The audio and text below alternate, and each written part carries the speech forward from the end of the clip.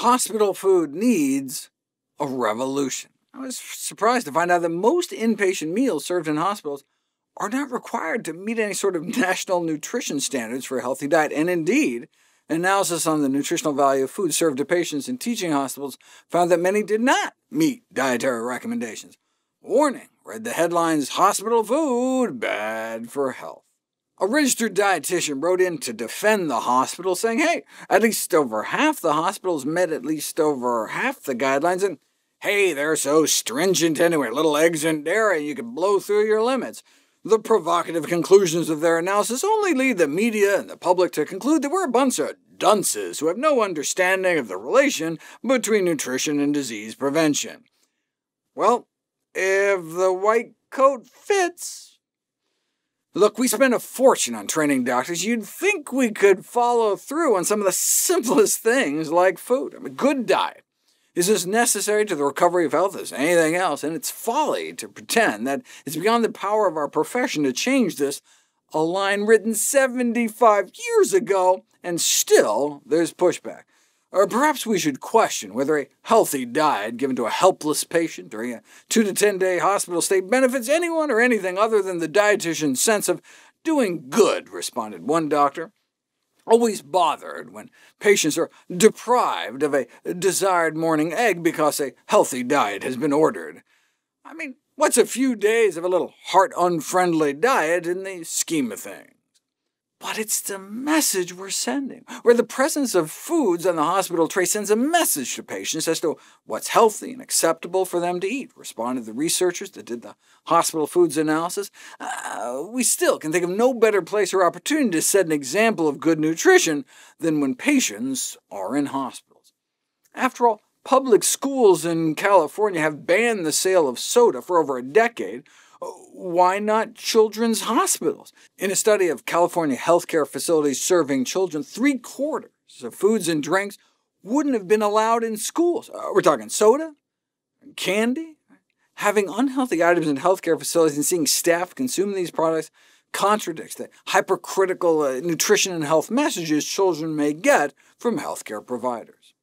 On adult menus, nearly all meals contained excess salt, with 100% of daily menus exceeding the American Heart Association's recommendation for staying under 1,500 milligrams of sodium a day. This means meals offered to patients may actually contribute to the exacerbation of the very conditions that may have led them to the hospitalization. But if hospitals stuck to the recommended limits of salt, the food wouldn't taste as good, responded an executive from the Salt Institute, to which the researchers replied, taste is good? We're talking about hospital food, right? It doesn't taste good no matter how much salt you put on it. In the very least, we should prepare all meals low sodium, and then look, if they want to add salt, it's their choice, right? They want to get someone to wheel them out into the parking lot and smoke, that's their business. But we shouldn't be blowing cigarette smoke into people's rooms 3 times a day, whether they want it or not. Interestingly, studies suggest that when individuals are allowed to salt food to taste, they rarely add as much as often it becomes prepackaged within the food. Check it out. Switch people to a low-sodium diet, and sure, they use their salt shakers more, but overall their salt intake dips way down. And the study subject said it tasted just as salty, right? Because salt added to the surface of foods makes it taste saltier.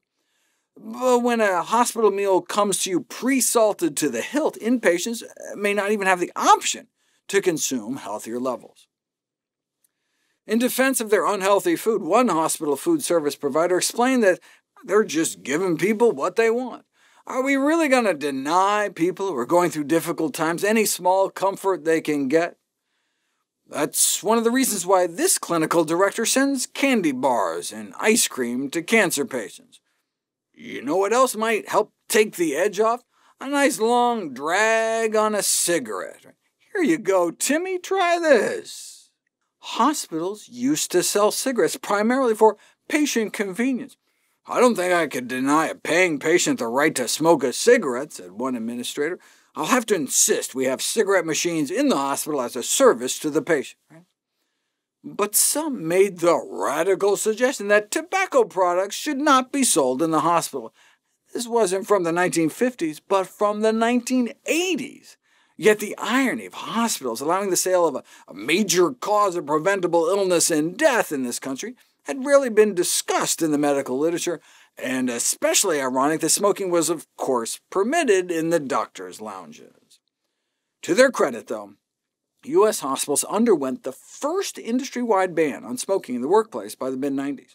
Well, now hospitals again have the opportunity to take the lead and create food environments that are consistent with their mission to cure the sick and to promote health.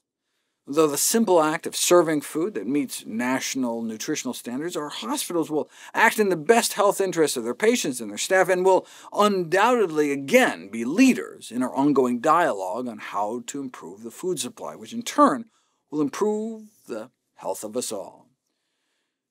Strict anti-smoking regulations were often criticized as being too harsh, as if disease and premature death brought on by smoking were any easier. Think my smoking diet parallel is hyperbole? Well, guess what? Today, the major cause of preventable illness and death in this country is no longer tobacco. The leading cause of death in America is now the American diet. Hospitals in the United States serve millions of patient meals each day and are optimally positioned to model a healthy diet.